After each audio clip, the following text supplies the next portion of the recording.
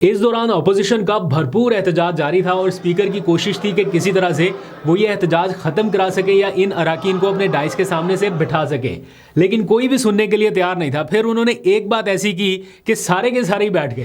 तहरीक तहफ़्फ़ुज़ आईन पाकिस्तान ने इस गलत हुकूमत के ख़िलाफ़ तारीख का ऐलान कर दिया। हम ऐसा को करने नहीं देंगे, आपका हम जीना हराम कर देंगे। वो उन पर दस्तखत कर दें, इमरान खान को राज़ी करना या इमरान खान को इससे मना करना कि प्रोसिक्यूशन नहीं करेगा हमारी जिम्मेवारी।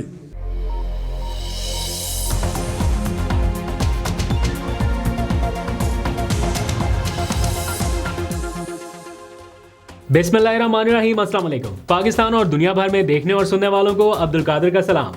पाकिस्तान में 12 नवंबर की रात है और अब से कुछ देर पहले मैं पार्लियामेंट हाउस से वापस आया, इसलिए ये व्लॉग भी थोड़ा लेट आ रहा है क्योंकि कौमी असम्बली का सेशन ही इतना लेट चला गया। सुबह से शुरू हुआ शाम तक और फिर ये डिले होता होता, चूँकि आज वोटिंग होनी थी आईनी तरमीम के मामले पर, तो बहुत ज़्यादा हैपनिंग्स थी। तो कुछ एक्सक्लूसिव मनाजर देखे, कुछ आंखों देखा हाल सोचा आपके साथ भी शेयर किया जाए। आज के दो बड़े इवेंट्स थे, एक तरफ पार्लियामेंट में तरमीम की मंजूरी का मामला था और दूसरी तरफ खैबर पख्तूनख्वा में उनकी सूबाई असम्बली में अमन जरगा था। इन दोनों इवेंट्स में बराह रास्त अवामी मफाद के लिए कौन एफर्ट कर रहा था, ये आपने ज़रा कमेंट सेक्शन में बताना है। फिलहाल मैं आपको बताता हूँ वहाँ का हाल जहाँ पे खुद मौजूद था। आप सबको मालूम है कौमी असम्बली का आज शोडाउन था और 27वीं तरमीम पर वोटिंग होना थी। बड़े मियाँ साहब भी पहुँचे हुए, बिलावल भी, आसफा भी और जितने बड़े बड़े हैवी वेट हैं ये सारे के सारे पहुँचे हुए थे क्योंकि आज वोटिंग करना थी। दूसरी जानिब जो अपोजिशन इत्तेहाद है उनकी अपनी प्लानिंग थी कि उन्होंने एहतजाज करना है। बहरहाल ये पता था सबको कि आज वोटिंग होगी तो ये तरमीम जो है वो मंजूर हो जाएगी। लेकिन अब आगे वे फॉरवर्ड क्या है, करना क्या है, अपोजिशन क्या करेगी, क्योंकि अपोजिशन जो है वो अवाम की तरफ देख रही है और अवाम अपोजिशन की तरफ देख रही है कि कहीं से कोई पता चले क्या ऐसे ही मामला चलना है या कोई रोड मैप है। तो वो एग्जैक्ट रोड मैप क्या है वो मैं पूरी डिटेल अभी आपके सामने रखता हूँ आपके सुनने के लिए। कुछ इंपॉर्टेंट डिसीजन है जो आज अनाउंस कर दिए गए। खास तौर पे महमूद खान अचकज़ई के कुछ अहम ऐलानात हैं जिसमें उन्होंने कहा कि वो गारंटी लेते हैं इस बात की कि वो इमरान खान के पास जाके दस्तखत कराने के लिए तैयार हैं। ये सारा क्या मामला है वो आपको बताता हूँ, लेकिन इस पूरी बहस में जो ऑपोजिशन के लिए या अवाम के लिए मायूसी की बात है वो obviously supreme court of Pakistan को लेके है कि किस तरह से उनके पैरेलल एक आईनी बेंच बना दिया गया और पैरेलल ही नहीं उससे भी ज़्यादा पावर देके वो आईनी बेंच बनाया गया। यानी उनके अहकामात जो है वो सुप्रीम कोर्ट पर लाजमो मलजूम होंगे, लेकिन सुप्रीम कोर्ट के अहकामात आईनी बेंच मानने का पाबंद नहीं होगा। दैट मीन्स कि सुप्रीम से भी सुपर एक पूरा ढांचा जो है वो खड़ा कर दिया गया और उसमें कौन से जजेस जाएंगे, वो जिनको प्राइम मिनिस्टर खुद अपॉइंट करेंगे। यानी उनका जो चीफ जस्टिस है उनको प्राइम मिनिस्टर अपॉइंट करने जा रहे हैं और जो सीनियर प्यूनी जज है यानी दूसरे नंबर के जो जज हैं पहली अपॉइंटमेंट प्राइम मिनिस्टर करेंगे। तो इसलिए लग रहा है कि लोगों को थोड़ी सी मायूसी है। ऑन द अदर हैंड ये भी फैक्ट है कि सुप्रीम कोर्ट ऑफ पाकिस्तान ने या उनके जजेस ने जैसे तैसे भी है अपनी स्पेस खुद आहिस्ता आहिस्ता एग्जैक्टिव को दी कि ठीक है आप इख्तियारात इस्तेमाल करें। जब एग्जैक्टिव को उन्होंने स्पेस दे के पीटीआई को खींचने के लिए इनकी मखसूस नशिस्तें, इनका इंतखाबी निशान, इनका वो 3-5 का फ़ैसला हो या 8-13 का फ़ैसला हो, जिस तरह से ये पिछले 2 साल में सुप्रीम कोर्ट ने अपनी स्पेस जो है अपने फ़ैसले नहीं मनवा सके और देते गए, एग्जैक्टिव को देते गए, तो उसके नतीजे में जो पहला आउटकम नज़र आया, जो पहला बड़ा धचका था वो 26वीं तरमीम में लगा। उसको भी रोका जा सकता था अगर बर वक्त सुप्रीम कोर्ट इंटरवीन कर लेती, लेकिन वो स्पेस फिर चली गई एग्जैक्टिव के पास और अब की बार उन्होंने पूरा बोरिया बिस्तरी लपेट दिया। इसीलिए बिलावल आज तकरीर करते हुए बड़े जोशीले अंदाज में कह रहे थे कि अब कोई सो मोटो नहीं। मतलब आप इमेजिन करें कि कहाँ पे सुप्रीम कोर्ट के तौहीन अदालत के नोटिस के ऊपर लोग घरों को चले जाते थे। यानी इतना वो एक डर होता था या इतना वो एक चीज़ थी कि यार कहीं सुप्रीम कोर्ट से कोई तौहीन अदालत का नोटिस ना आ जाए या कुछ ऐसा ना हो जाए। और अब उनके अहकामात की खिलाफ वर्जी करना अदालतों के एक बिल्कुल मामूल किसी चीज़ है और अब वो खड़े होके ऐवान में कह रहे हैं कि कोई सो मोटो नहीं। यानी जो सो मोटो का इख्तियार था बेसिकली वो भी वापस ले लिया गया, वो ख़त्म कर दिया गया। और साथ में आज एक बड़ी दिलचस्प चीज़ सुनने को मिली जब वज़ीर आज़म शहबाज शरीफ ने चीफ जस्टिस याहिया अफरीदी की काफ़ी तारीफ़ की और कहा कि हमें उनकी काफ़ी मदद मिली। किस कॉन्टेक्स्ट में मदद मिली, कहाँ पर मदद मिली, ये एक ऐसा क्वेश्चन मार्क है जो फ़ौरन से लोगों ने आईब्रोज रेज की हैं कि अच्छा इधर से भी मदद मिलती रही है। तो बहरहाल मुझे नहीं पता कि वो क्या किस कॉन्टेक्स्ट में कह रहे थे, लेकिन ये सोशल मीडिया के ऊपर काफ़ी वायरल है। खैर, जिस वक्त ये सारा मामला चल रहा था, वोटिंग वगैरह हो रही थी, तो हम खुद ऐवान में मौजूद थे, तो वो बराह रास्त सारे मनाजर देख रहे थे जो आप टेलीविजन पर देखते हैं ना, उन पर तो कैमरा मैन एक ख़ास एंगल जो है वही आपको दिखाता है, पूरे ऐवान का माहौल नज़र नहीं आता। ख़ासतौर पर अपोजिशन पर तो कैमरा जाता ही नहीं है कि अपोजिशन कर क्या रही है, उनकी खाली आवाज़ आती है आपको उस माइक से जिससे वज़ीर तकारीर कर रहे होते हैं। अदरवाइज़ उनके ऊपर कैमरा भी नहीं जाता क्योंकि उनके हाथों में इमरान खान की तस्वीर होती हैं। तो बहरहाल आज भी अपोजिशन ने ये फ़ैसला किया था कि वो एहतजाज करेंगे भरपूर किस्म का, और उसी तरह से वो अपना एहतजाज जारी रखे हुए थे। और इस दौरान दिलचस्प चीज़ ये हुई कि स्पीकर कौमी असम्बली जो है वो उनको रोकने की कोशिश कर रहे थे या काम डाउन कर रहे थे ताकि वो मुतल्लिका वज़ीर जो है उनकी बात सुनी जा सके, लेकिन एहतजाज जारी रहा। फिर जब वोटिंग शुरू हुई तो उन्होंने कहा कि जो जो इस तरमीम के हक़ में है वो खड़ा हो जाए। तो जो खड़े हो गए ना सारे, तो उनके साथ वो जो एहतजाज करने वाले थे वो भी खड़े थे।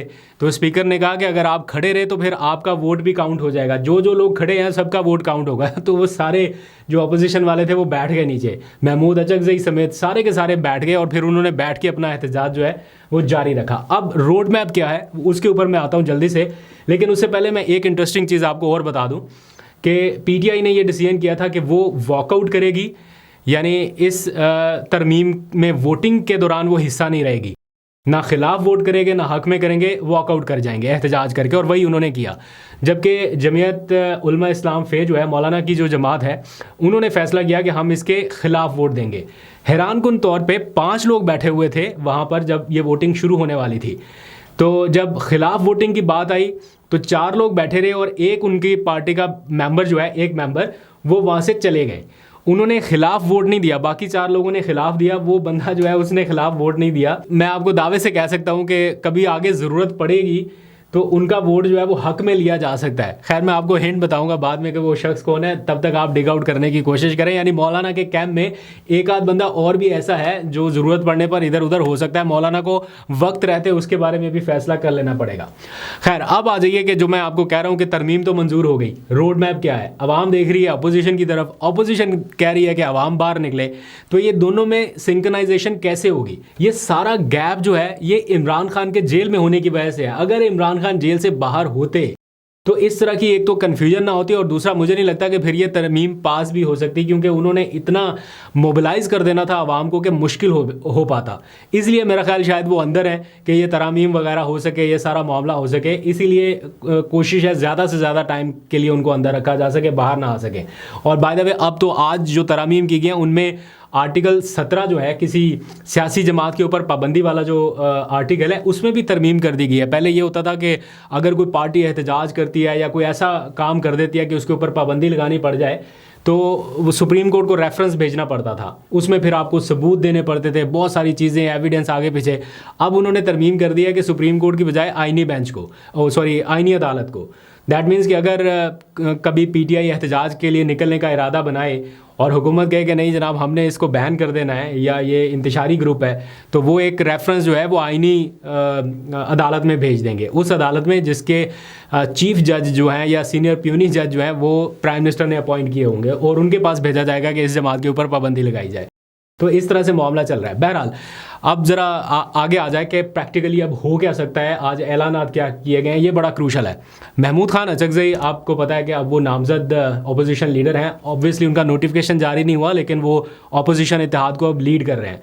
तो महमूद खान अचकज़ई और बैरिस्टर गौहर ने एक मीडिया टॉक की। मैं पूरी गुफ्तगू तो अभी उनकी नहीं सुना सकूंगा क्योंकि ऑलरेडी हम लेट हो गए हैं, ब्लॉग में शायद सुबह सुनाऊं, लेकिन उनके मेन पॉइंट्स मैं आपके सामने रख देता हूं। जो पहला पॉइंट उन्होंने रखा है, काफ़ी गुस्से में दिखाई दिए। उन्होंने कहा कि इस हुकूमत के ख़िलाफ़ हमारी तहरीक अब शुरू हो चुकी है, और जुम्मे से उन्होंने कहा कि पूरे मुल्क में हम अपनी तहरीक शुरू करने जा रहे हैं। लेकिन वो तहरीक का तरीक़ाकार क्या होगा, मैं अभी भी वो कल परसों के व्लॉग में भी आपको बता रहा था कि वही वो जो उन्होंने एक इनकलाब वाला नारा शुरू किया, वो कह रहे हैं कि हम हर नमाज जुम्मा के दौरान हर शहर में हर जगह पे उसको दोहराएंगे। मैं उससे इत्तफाक नहीं करता कि प्रैक्टिकली उससे कुछ हो सकता है, लेकिन हाँ, एक बयानिया बनाने की हद तक ठीक है, लेकिन उससे प्रैक्टिकली क्या हो पाएगा ये मुझे नहीं समझ आती। बहरहाल, जहाँ से प्रैक्टिकली हो सकता है वो पॉइंट भी उन्होंने ऐड किया। वो कह रहे हैं कि हम तमाम मुल्कों के सफ़ीरों से मुलाकात करेंगे, उनको बुलाएंगे, उनको बिठाएंगे, उनको बताएंगे कि आप जिनके साथ एग्रीमेंट्स कर रहे हैं या जिनके साथ आप मुलाकातें कर रहे हैं ये अवाम की नुमाइंदा नहीं है।